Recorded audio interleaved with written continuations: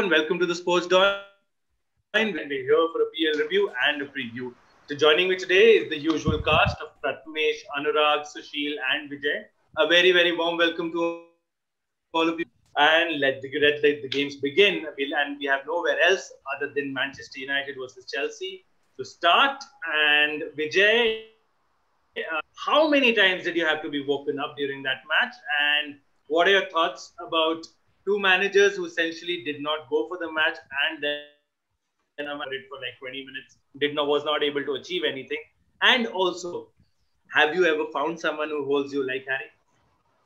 No, actually, it's funny that you asked that question because my favorite part of the game was when DiCaprio held Kate Winslet's arms like that, and then he looked back and said, "Union Jack." Oh wait, no, that was Harry Maguire and Aspilicueta, and apparently only me and VAR were watching Titanic instead of the game and not giving the penalty.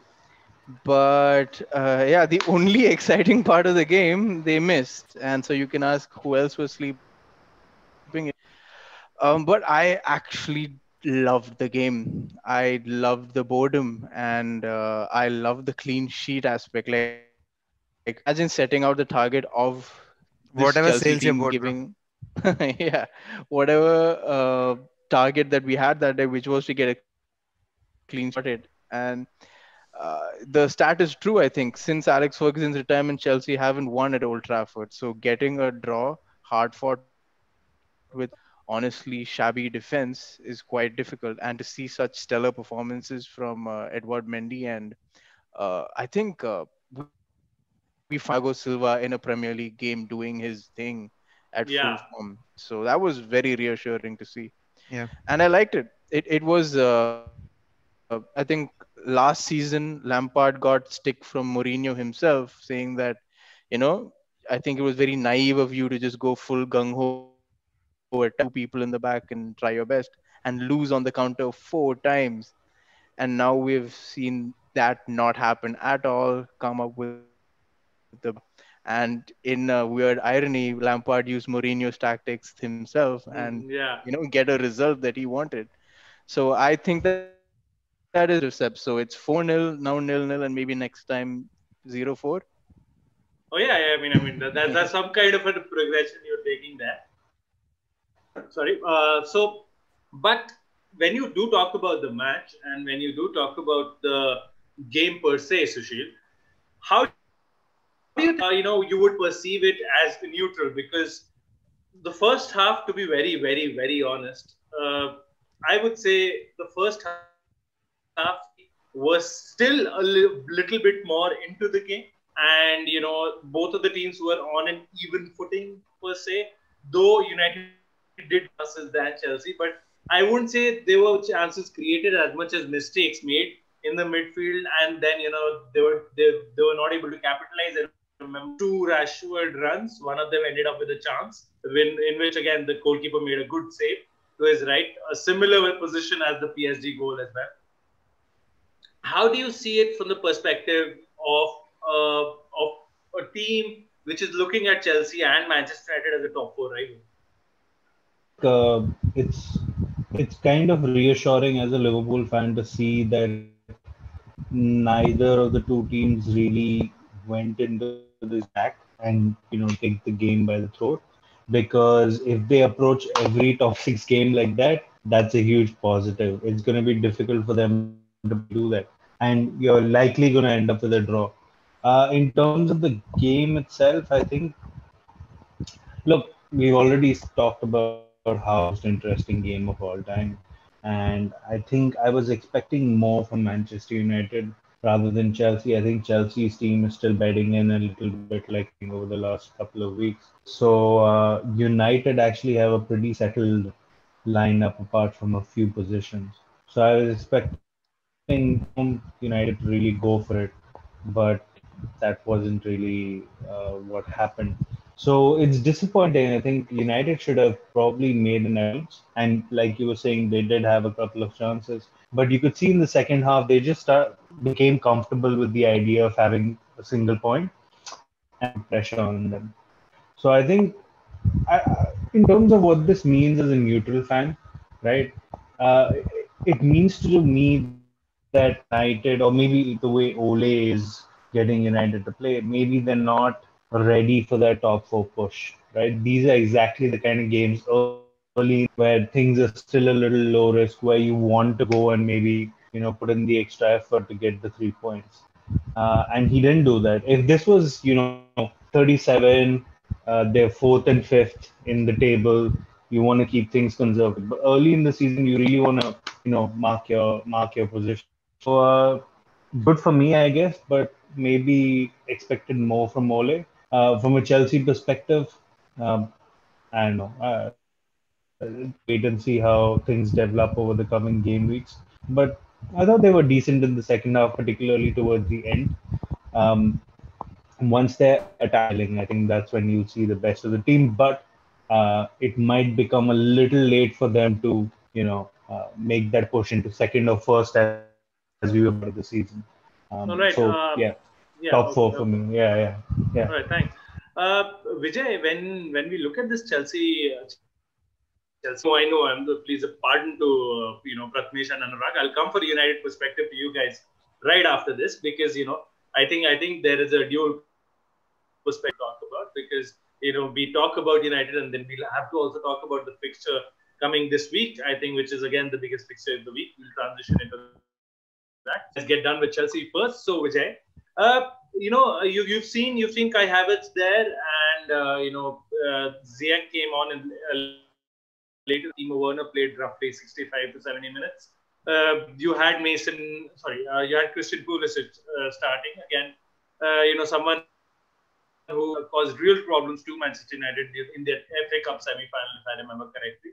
And he was fantastic that evening. How do you see your attack gelling? Because even in the midweek we saw Chelsea in the Champions League. If I'm not wrong, what was the result for the match for Chelsea? It was nil-nil. It was It was Lampard's nil-nil. first nil-nil. Yes. Yeah. Yeah. And then again we had a nil-nil over the weekend as well. So all of that put together, do you think there is a sense because we have spoken about this a couple of times, the defensive might have for Chelsea under Lampard especially.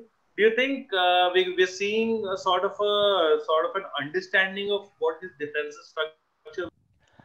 Well, no, I actually think we're seeing the progression of a defensive structure in Chelsea that really doesn't exist.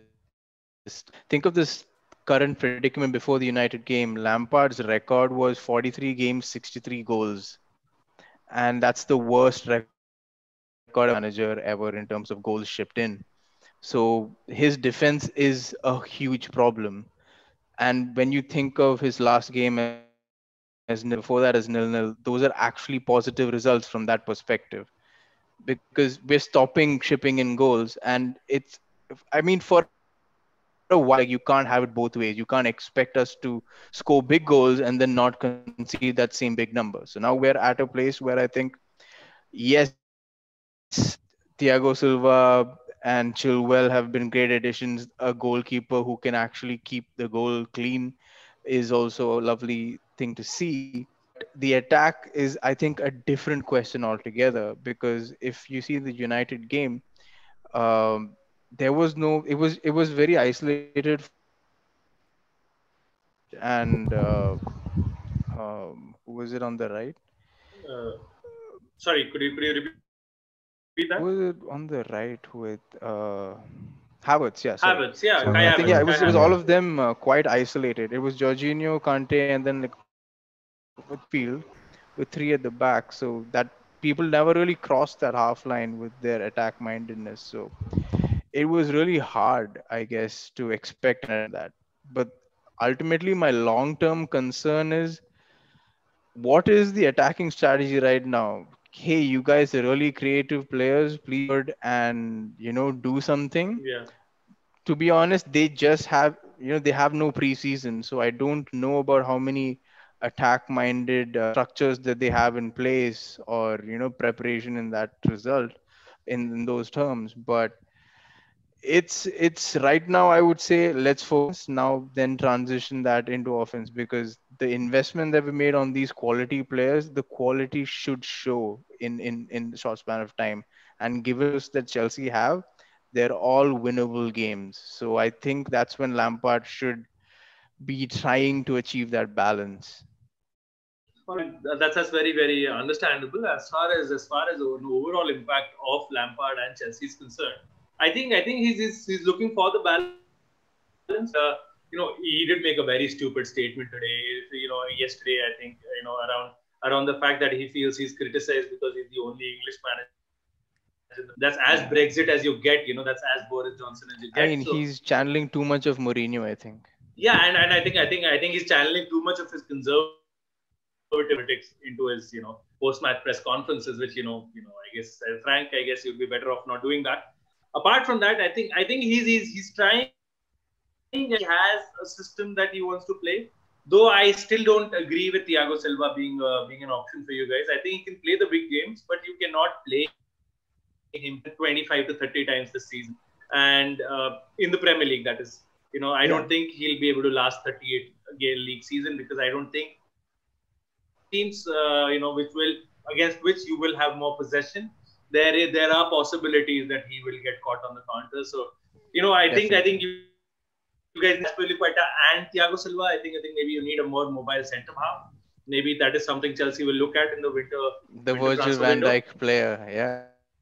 The Virgil van Dijk that every club needs. I think Liverpool are looking for one as well. Yeah, and some clubs don't even have Fabinho for a month now. So we'll come to Liverpool. We'll come to Anuraag here for the United outlook. Anuraag, where do I start? Manchester United started. You see the lineup. You see the wonder kid Scott McTominay, who I did not realize was going to turn 24 in a week. Quite ridiculous. I always thought he was like 20.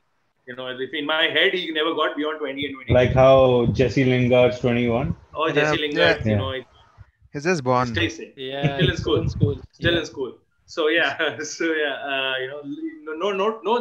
banter about Lingy here. Okay, Lingy. So yeah, Scotty, we're gonna talk about Scott.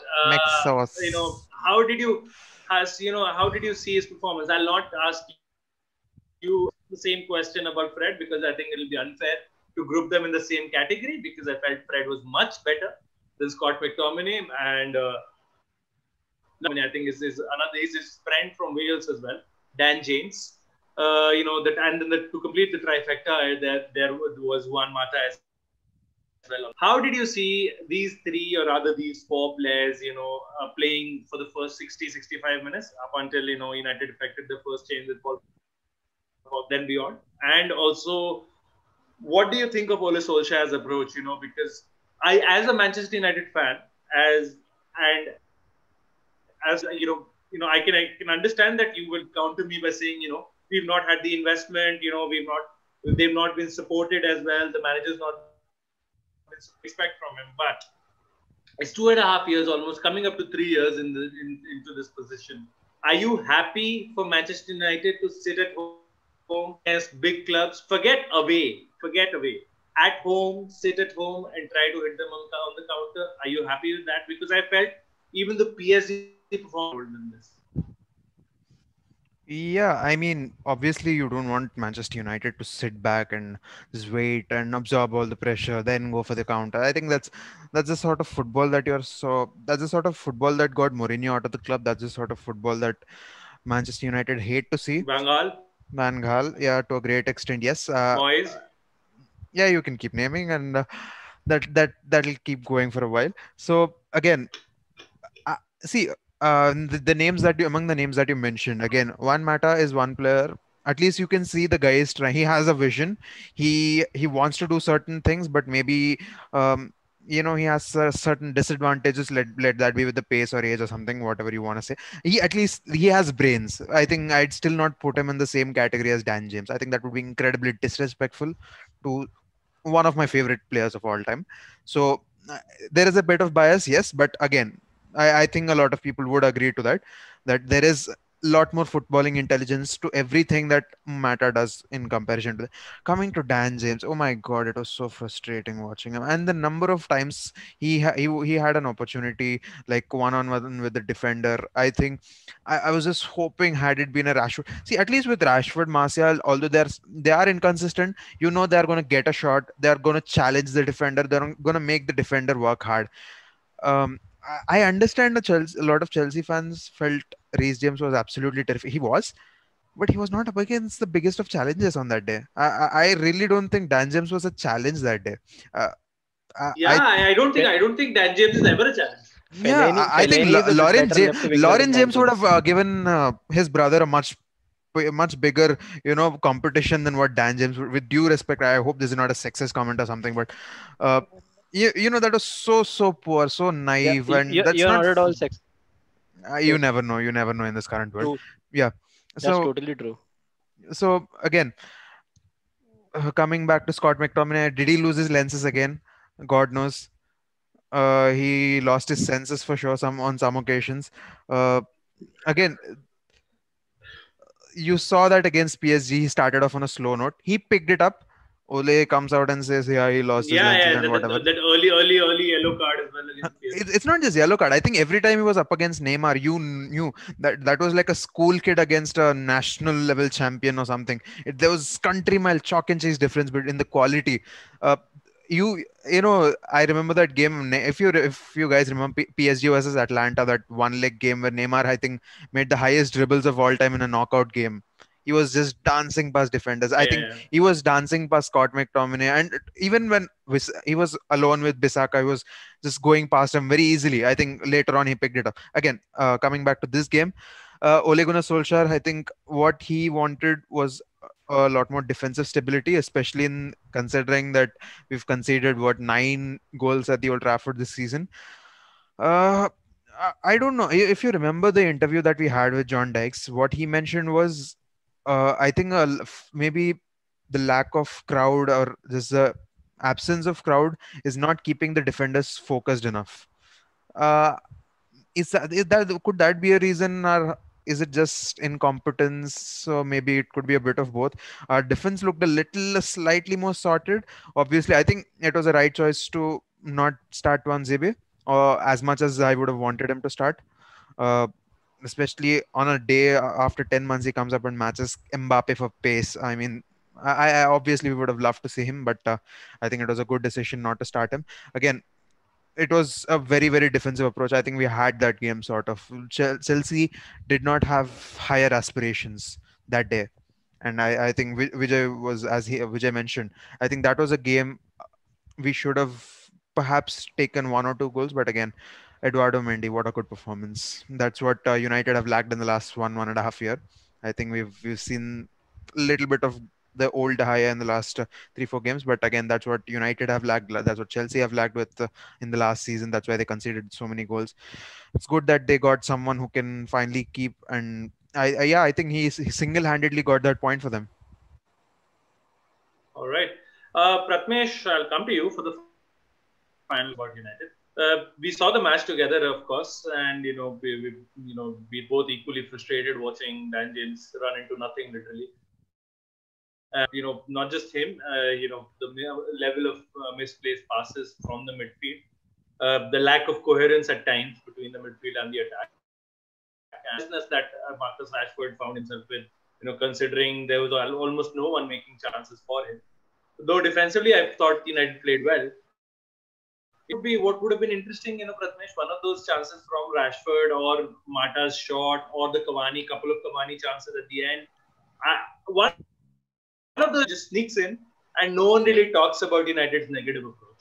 My question to you is again this. As a Manchester United fan, are you having so much ground at home? That is point one.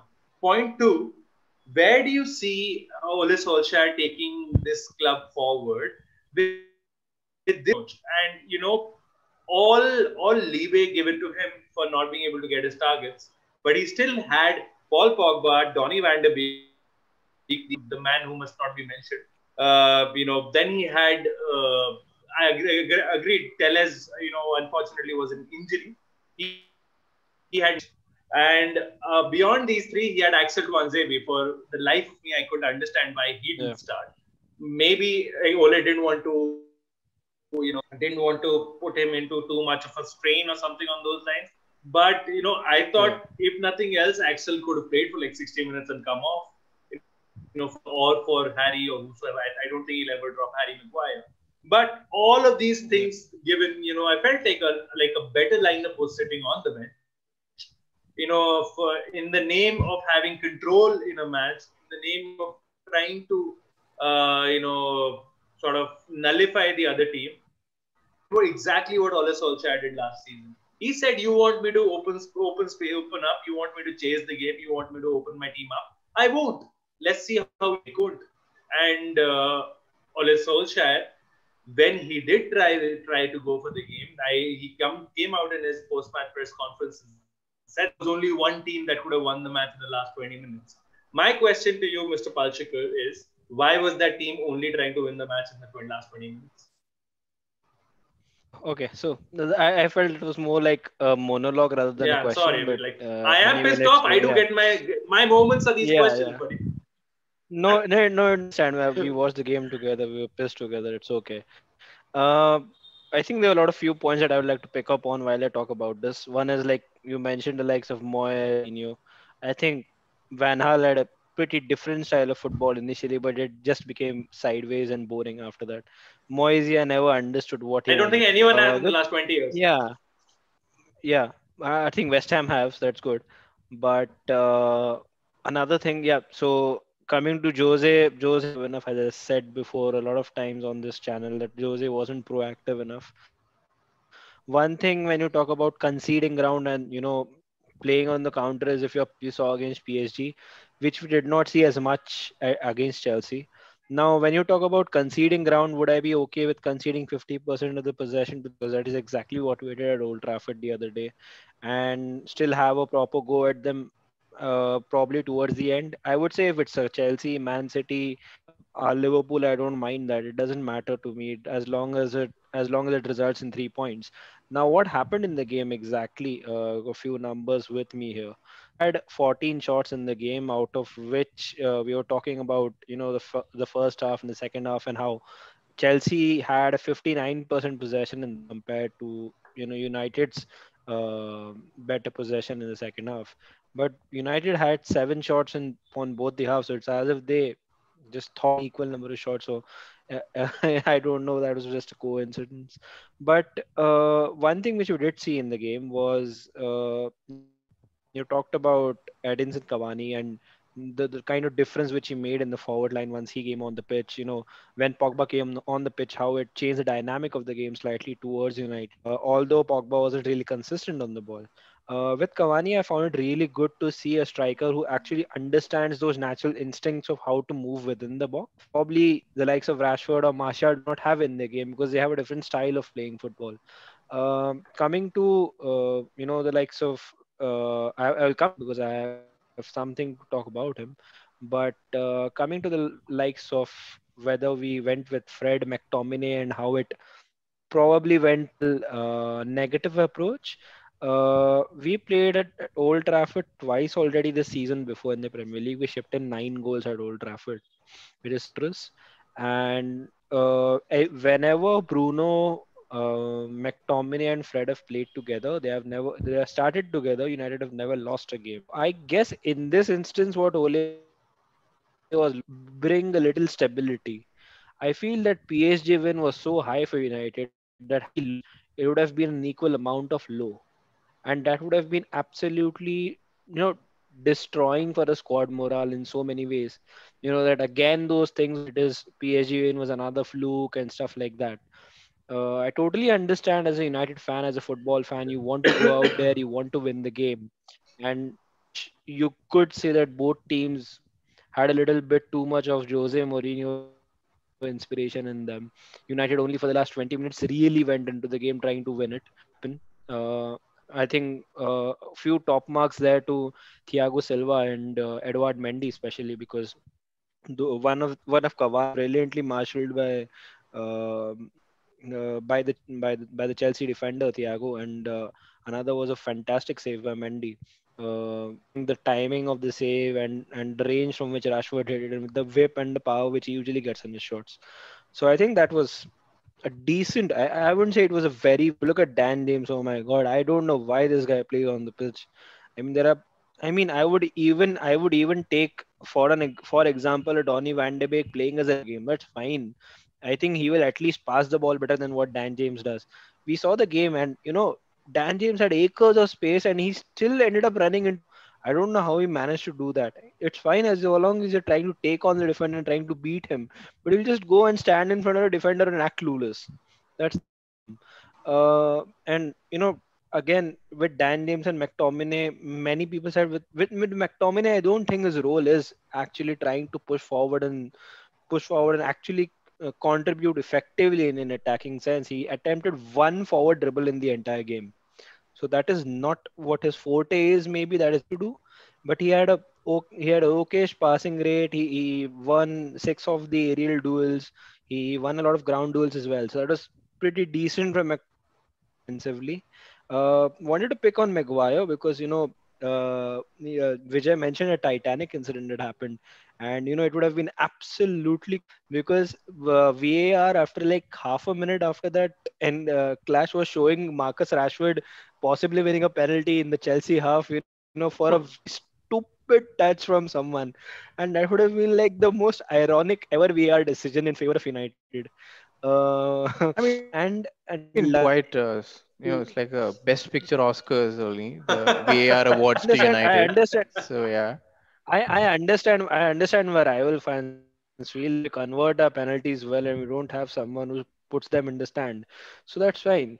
The issue That's really true. being That's in that true. whole incident, yeah, the issue in that whole Was that a incident was dick to Maguire someone? actually. That was a dig to No, anyone who wanted to take No, it. anyone, Yeah, anyone, and everyone who fine. has See, yeah, of calling that guy Fernandez. I mean, yeah. clearly you don't know Fernandez. football. If you're No, no, winning no, no. penalties, it's I'm your sorry. job I'm to sorry. convert them, right? Yeah, no, And yeah, and he does that. the other thing is, if you really think the guy's contribution to the matches is penalties, seriously, man, you either don't watch the matches or just watch. I, I've I I honestly don't know if never you guys if you heard guys if you guys saw the never video heard released by it. Goal. You never heard Fernandez? Are you Who's serious? that? Have you seen this No. video released by Goal where Are we breaking copyright? Yeah, we might. yeah, it's Yeah. okay. It's okay. So It wasn't visible basically, anyways. yeah. For the few followers that we have, Yeah, let's Okay. not. Yeah. So coming back to 17 Maguire, views. Yeah. coming back to Maguire and what happened and Hmm. how that incident got a penalty. I'm not at all It going to was a even. penalty, yeah, Yeah, I'm without not doubt, even going without to doubt. say it wasn't. But I'm It also was going to clear. say. I'm also going It's to say okay, the man. similar the similar thing. There The are a lot similar. of these that are I being missed. Yeah. So similar thing happened with Maguire as well in the Chelsea box when Reece James was handling him on a corner. Yes, So but no one Not to yeah, talks the about same extent, yeah. it. no, Move the But yeah, I agenda. think if that was penalty worthy, exactly. this Yeah. was too. Yeah. So That- yeah, yeah. So again, now coming back to Maguire and why I felt I wanted to mention him is not because of these two, and because what Maguire was actually supposed to do in the game he did, I think pretty well because he managed a lot of clearances, he intercepted shots, he blocked shots, he had an 89.8% passing rate, which can be better for a defender. But if you look at Maguire, he aims a lot of those balls towards Rashford in the left hand channel, a lot of them because he's not a established passer. And one of the most important things which I noticed about Maguire in the entire game, he won all duels. I know Chelsea is not a big side, but he won those aerial duels on corners, on other set pieces in the match as well.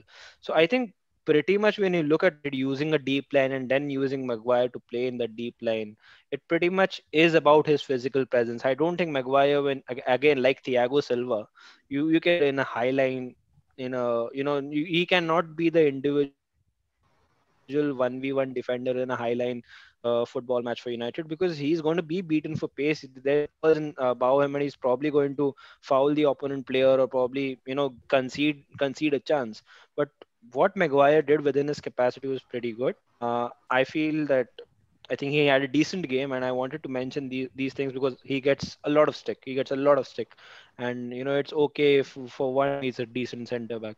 So just wanted to call that out. Yeah, right. I think we finished a half an hour discussing United Chelsea, and Which was more entertaining than the match yeah, itself. it definitely was. But I think we'll have to rush. Let's not put entertainment and that United Chelsea game in the same bracket. It wasn't. I'm sorry. Yeah, okay. In no sense of the Susheel, word. Yeah. Susheel, we did talk about Moyes, and he's been performing very well. And we saw City drop 2 more points there at the Olympic Stadium there. And again, I'll ask you the same question. City were boring, and they even though they create good situations, they have players like Raheem Sterling who would want you to pull your hair, and in the amount of chances and runs he makes. Unfortunately, their manager can't pull his hair out. That's the worst. Yeah, I guess that's why he's on the sides as well. So I'm assuming. So what is your assessment of Manchester City, and considering that your club Liverpool managed a very, very good 2-1 victory over a very resilient Sheffield United, who looked like the Sheffield United which played last. Contrasting both the matches, how do you think Manchester City went?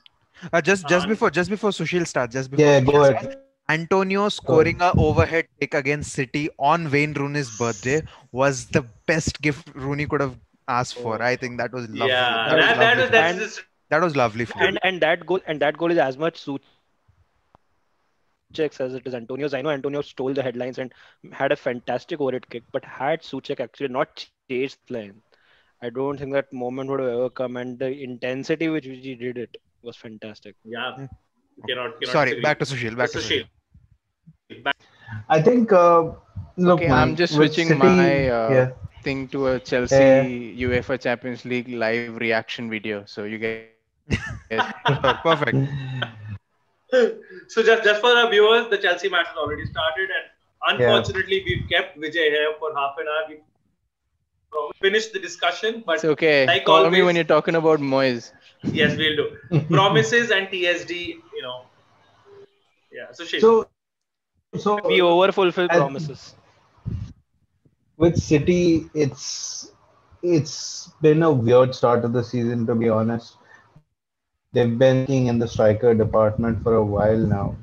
Aguero came back, but he doesn't look completely there. The fact that they had this 1-1 draw. I think he's injured out again. He's injured out again. Aguero and Gabriel, he was in for a couple of games. Jesus, he's out. Both are injured. So the fact that they are now, without a striker again, and you see them against Marseille winning 3-0, the inconsistency is just, it's crazy. I don't know. This does not look like a team going to seriously challenge for the title, for the simple reason that they have this very Jekyll and Hyde thing about the Jackson season, and it's continued into this season. I know we've talked a lot about like Liverpool's defensive issues, but the fact remains Liverpool still grind out the win each time. With these guys, it's just weird. Raheem Sterling looks like a shadow of himself. De Bruyne Susheel, doesn't he look like the same player who probably started at City, sort of thing? Yeah, because exactly. It seems like he's getting to the box and getting confused. And this is to say an assist last night in the Champions League. Yeah, exactly. I think he had a goal and assist. Yeah, I think he did score last night. So, I mean, he does score, but his conversion rate and his, I don't know, his finishing intelligence. Forget Sterling. I think his confidence. I think his confidence has really gone down since that Lyon game, right? Yeah, but not just that. I mean, don't act as if they don't have offensive weapons. They still have Kevin De Bruyne, Bernardo Silva, Phil Foden, these players, right? Ferran Torres. I mean, he's not really the person they should be relying on for goals. But it's not like they have a shortage. Do you think it matters that it's the last technical season Guardiola is on City's payroll? Knew it, right? It's possible. He's lost interest. Yeah, and Bartomeu has just resigned, and there's gonna be a new Barca. Messi's got 2 or 3 years on his career. I'm just speculating. Oil money can only last for so long. Yeah. Else got And run and the back. best part about all this is all the running candidates for the Barcelona presidency do not want Koeman, and a couple also want Guardiola back in. Yeah. So that's probably just adding fuel to the fire. Yeah, Sushil, Yeah, keep I carrying. think yeah, just to wrap up, about the game itself, I thought Antonio's goal was something that's unstoppable. I don't think you can blame anyone for that goal. It remains Fantastic. that City have not won titles or gotten points over the last 4 or 5 seasons because they've been excellent at defense. It's because they've outplayed their opponent because people are too scared to attack them. And that aspect of the game has gone, right? We saw a Yes. blink of it again against Marseille yesterday, but the fact that it comes Yeah. and goes like that, it's become a Jekyll and Hyde club. So we'll see how this develops over the coming weeks, and if Raheem Sterling, I think he's the key, right? Whatever you say about Aguero's too old. Jesus has never been someone who's banging the Leroy Sane is gone, so it's pretty much just on Raheem Sterling to really pump in the goals like he did last season, and he hasn't really started doing it. We'll talk about Arsenal, but a lot like Aubameyang, right? So you'll have to sort of wait and see how that develops. All right. As far as Manchester City are concerned, they do have a trickier fixture, I would say. If I'm not wrong, let me just confirm it. Yes, they are away to Sheffield United. In this game week, and so that we can wrap it up on completely on Manchester United. We'll come to Anurag about this. Anurag, how do you see City shaping up against Sheffield United? Considering this is another week wherein Sheffield have had an entire week to prepare. City have had that match against. I'm sorry, I'm not able to recollect their Champions League opponents here, but they did win their match 3-0 last season, and they Yeah, were the against Marseille. Yeah. Marseille, and they were the yes, very interesting quote by Andre Villas-Boas there. And Rivelas In was a, share. if Marseille had the money, have Pep as their manager, but up until then they've got to do with AVB, and it's a very very interesting quote, to backhanded slap to Pep for always choosing the easiest jobs, but yeah. How do you see the Sheffield versus Man City match? What do you want me to answer? I think you already, everyone who understands Pep Guardiola, they already know it. Everyone who understands Sheffield United, they're going to sit back. Obviously, Sheffield are going to sit back, and this is the spark that Manchester City have lost from Isn't the it? seasons Isn't when. Anurag? Yep, Sorry to interrupt you. yep. Isn't it ludicrous that you get it, I get it, the other three people in the chat get it, the tens of people who won't get it, but Pep doesn't get it. His coaching team doesn't get it. See, football is a funny thing in that regard. I mean, Is see, it ego? it could be. It could be. It's that Spanish Catalan mentality. I don't know if that is the case. He Yeah. doesn't. He wants possession all the Beer time. mentality. I don't care if it's 0-0. I want possession to be 80-20. Is that the sort of an ego? Is that the stat that matters to him? I definitely know what is the one stat that matters for Jose Mourinho. I think he's made that clear ever since that season with Porto. He's made that one thing clear. There's only one stat that matter, and that is one where you can't argue with him. With Pep, you can Those think of trophies. different things. Yeah, there are different things that come along with Pep Guardiola.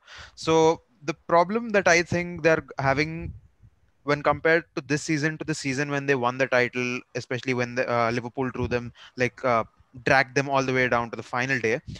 That season, I think they had more than one or two good creative presences in the midfield. Uh, I think Bernardo Silva was at the peak of his powers. He was playing so beautifully.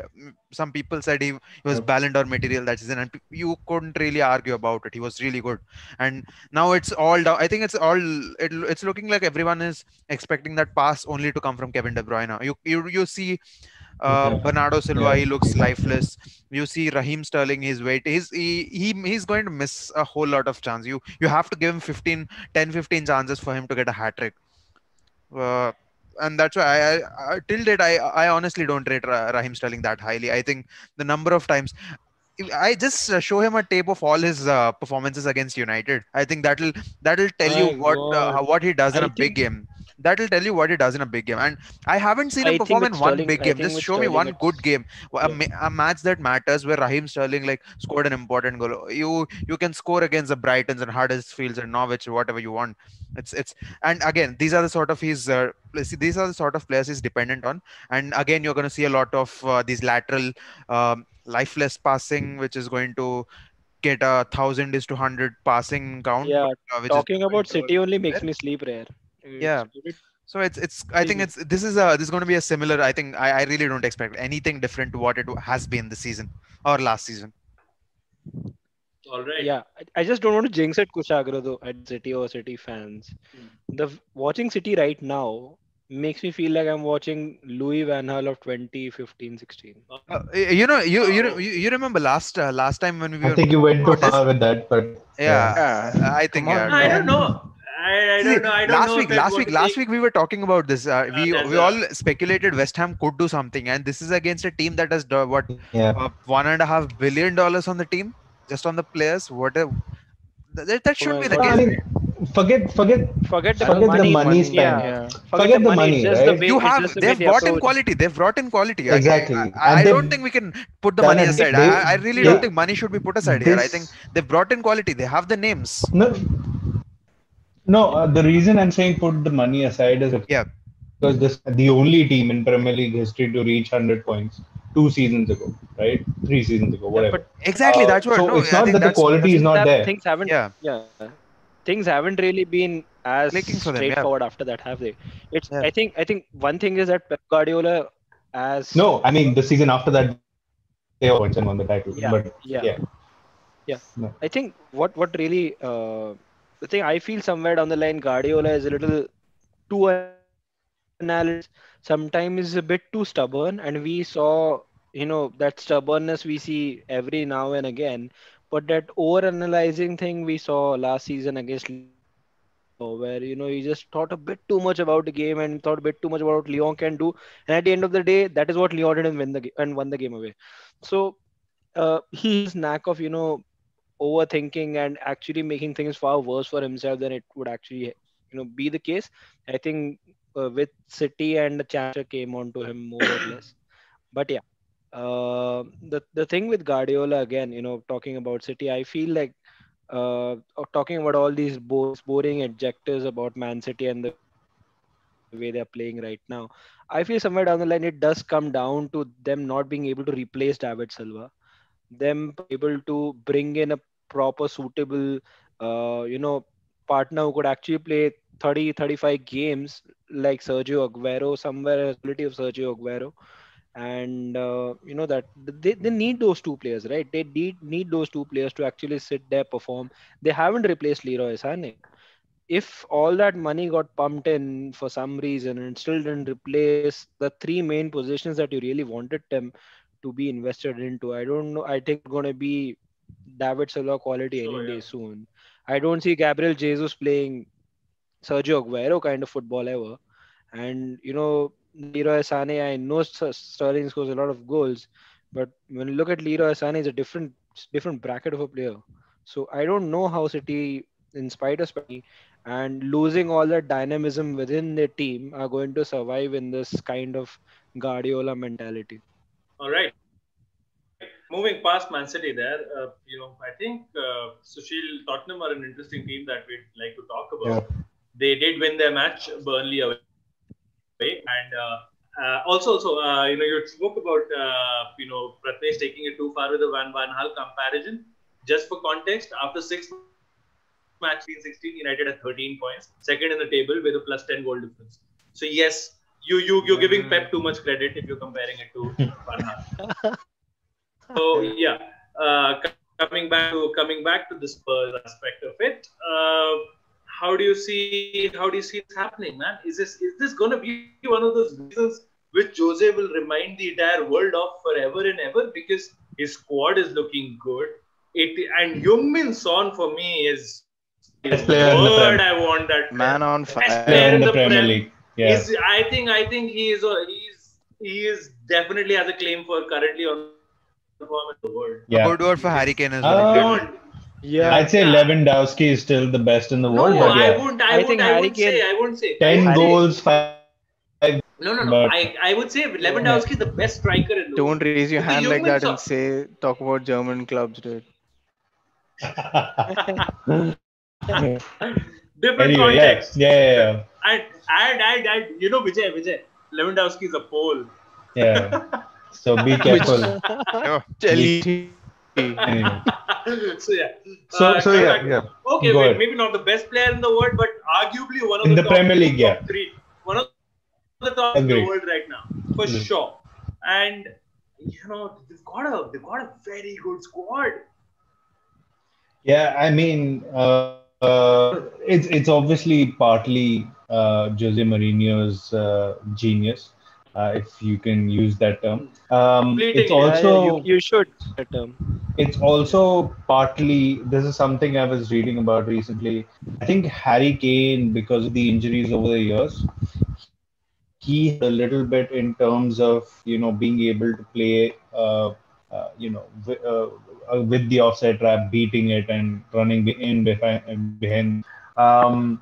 He has now become the quarterback for the Tottenham team. He has 8 assists in the last Are it what all of them? Are it all of them to I think Heung-min Son? most of them, 6 or 7 of Yeah, them are to Son. And in the yeah, last 3 seasons, he had 9. So he changed his role this season. In terms of Son, I think there was an element of, I won't call it luck, but just when it was scored to win the game, it wasn't a yeah. brilliantly worked game. It was just, two players at the top of the game connecting. But overall, I thought Tottenham was solid. I've been praising Hoiberg since he joined. I think he was excellent in that Yeah, game too. He was fantastic. He's exactly the kind of midfielder that Tottenham have been craving for all these seasons, and he really gives Ndombele the freedom to go up and down. So yeah, for me, I had said at the start of the season Tottenham are the dark horse, and now I think they're officially favorites for the top four.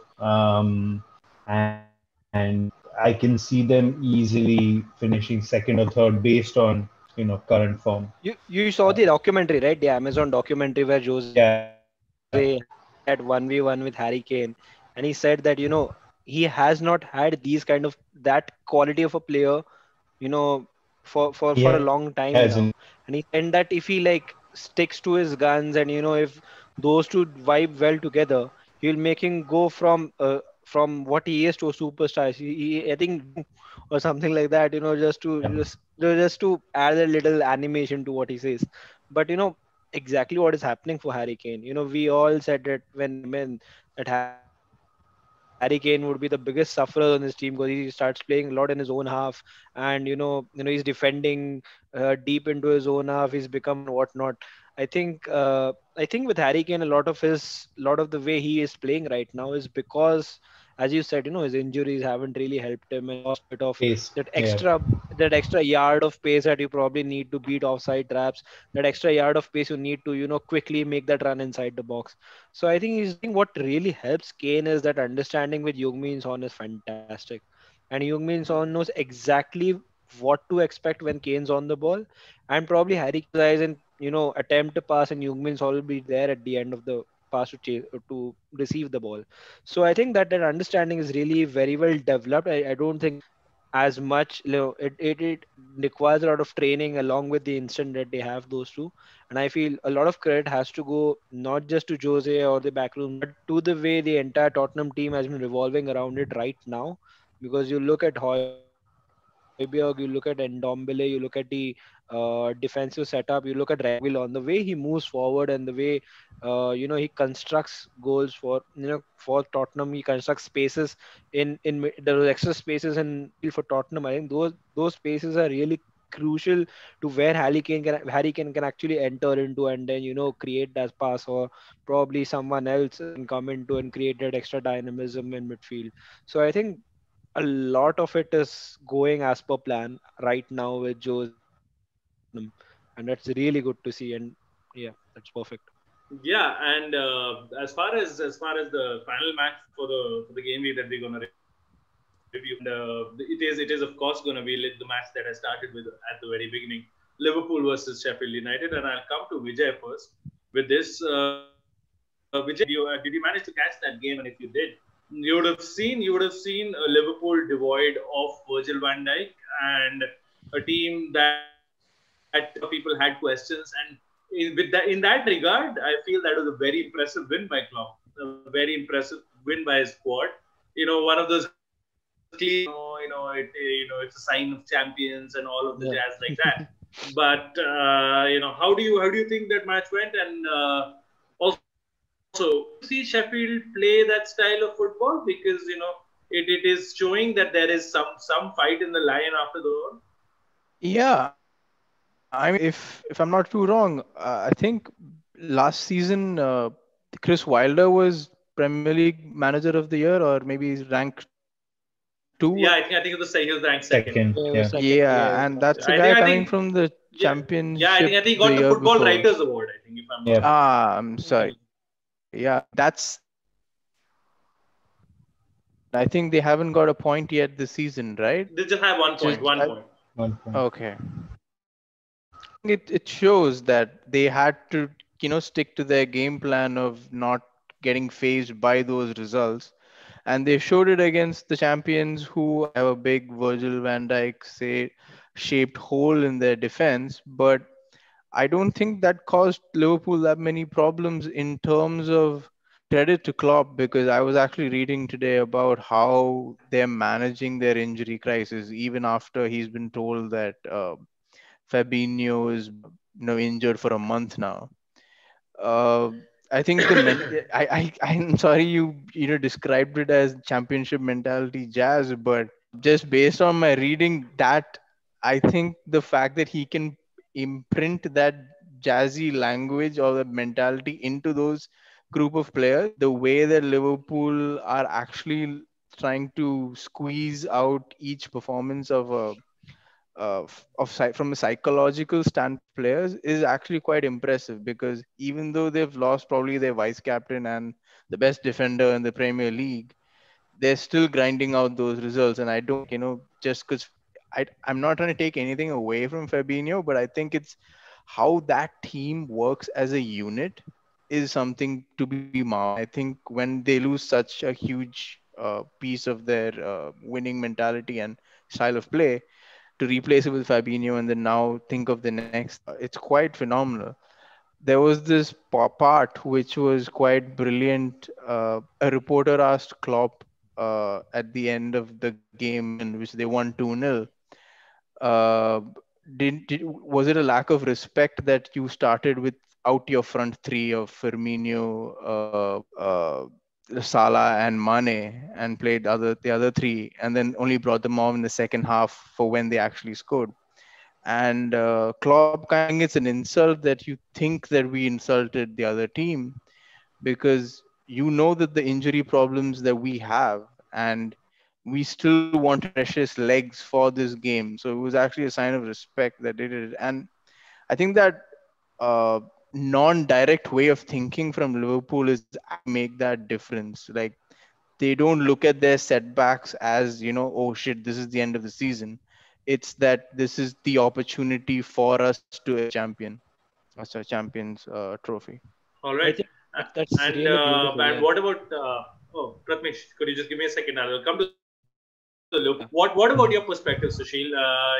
What about the character you saw from the team? And of course, we'll come to the Fabinho later. But first, we have got to focus on that match. And I've been thoroughly impressed by a couple of players which had probably not in the earlier seasons or earlier part of the last year as well. Diogo Jota always knew, fantastic player. I was going to talk about him, yeah. He's taken like duck to water. Of course, he scored the 10,000th goal in Liverpool's history, so he's already has a small piece of history for Liverpool there. He's looked like he's always been in that team. Looks like the kind of player that Klopp will mold into a very, very, very. I can see shades of Mane in him. And I can see this as a similar transfer to Mane as well. He's highly thought after. Clubs went after him, went straight to Liverpool, and you see where he is today. And that is one. Another boost for you guys must be Roberto Firmino scoring like after eons. And it seems like I've grown 5 years older. Since Robbie Firmino last scored a goal, and I was bewildered when Troy Deeney put him into the top 5 strikers in the league. It is absolutely ridiculous for me to put a man who's not scored for a year in a. I'll explain why, but yeah. No. I'm sorry. I agree. There are pointers that he helps connect the game and all of that, but I'm sorry. No. Agree with. I don't agree with that. But yes, yeah. I don't agree with this. Course, I don't agree with this support striker nonsense, dude. Yeah. We'll let Susheel Susheel deal with that. But on the positives, I think it was a great win for Liverpool, and this probably justifies my point when we were on Liverpool last week after that Everton match, that it's all gone for Liverpool. But I still feel performances like these still win a title. It might not be with 100 points, it might be with 85 points, but that hardly matters, does it? So what was more telling for me about the game itself this weekend, and I now admit I wrote the obituary for our season a little too early last week, but what really swung my opinion this week was not Liverpool's performance, but it was everyone else. The fact that Chelsea, Tottenham, I think they played well, but all of the other top 6 played such bad games. That's what sort of, okay, maybe we don't need Van Dijk to see this through, right? That's still a stretch, but that's sort of something that after watching this game week. In terms of the game itself, yeah, I mean, dude, I'm not going to cover everything that Vijay already talked about, but was just, fantastic. He's fantastic. I mean, I think the fact that he settled into the team so quickly, he's already started scoring goals, something that other new signings are taking a while to really get into. It's really impressive, and I think it gives Klopp the opportunity to play with a 4-2-3-1, right? And that sort of helps cover up for Van Dijk's absence when you have 2 holding midfielders. So my guess is that you'll probably see that formation, and you'll probably see Jota starting more often than would have Dijk was still around. In terms of what this means moving forward, Fabinho's injury. Fabinho could have filled Van Dijk's role maybe 60-70%. He could have replicated some of that. The only place where I think Fabinho suffers a little bit is aerial duels, but everywhere else I think he can maybe match Van Dijk to a large extent. It's and particularly for the coming game weeks because Matip's injured too. Yeah. It'll be interesting to see how Klopp counters that. Because Gomez is back now at the club. Is there a younger player option? Yeah. Sorry to interrupt. But there is. There are a couple of them. One of them played against Williams, yeah. The other option I can think of is Jordan Henderson or James Milner at centre back. I like Reece Williams. Don't you think aerially you guys will expect if you play? I think that would have been the case even with Fabinho. It's something you guys you can't play West Ham. Yeah, that's concerned. Who have players like Souček and all. I think Gomez will have to probably step up in this game more than anyone else on the pitch. My concern is once Matip and it's a manageable situation, but for the immediate future, I think that's going to be a concern. And I would expect Henderson or maybe it's also typical of Klopp to just go with the youngster. That's how Trent got into the team, right? He can totally throw Reece Williams into the fire and just say, "You're going to play now." Yeah, exactly, and it's possible he does well. Don't forget they were playing against Ajax, who scored 13 goals in the weekend, and So I was impressed by Reece Williams. yeah, I would yeah. not disagree there. I thought So we'll he see. did well. We'll see. I think there's a good chance that one of those guys might be expecting Henderson to probably come in. All right. Guys, I think that about covers it for the review for the game. Thank you so much for joining me here. It's been a long ass ride for this review, and we've slogged through a lot of matches. We talked a little more than we should have, but it's all That's it's all TSD. yeah, that's TSD, and it's all fun and games. And once again, thank you so much, Prathamesh and Anuraag, for joining me here, and thank you so much to everyone who did watch this video. And if you're here towards the end of it, my heartiest to you. All the love to you if you're here watching the end of the video. And please do share the video around with your friends. If you've got any views or like to dumb points, please type away in the comments. Abuse us, praise us, whatever. Just but do watch us. Keep it tuned to the TSD. Do share, subscribe, like, and all of that jazz. Thank you guys so much for joining me here, and see you soon. And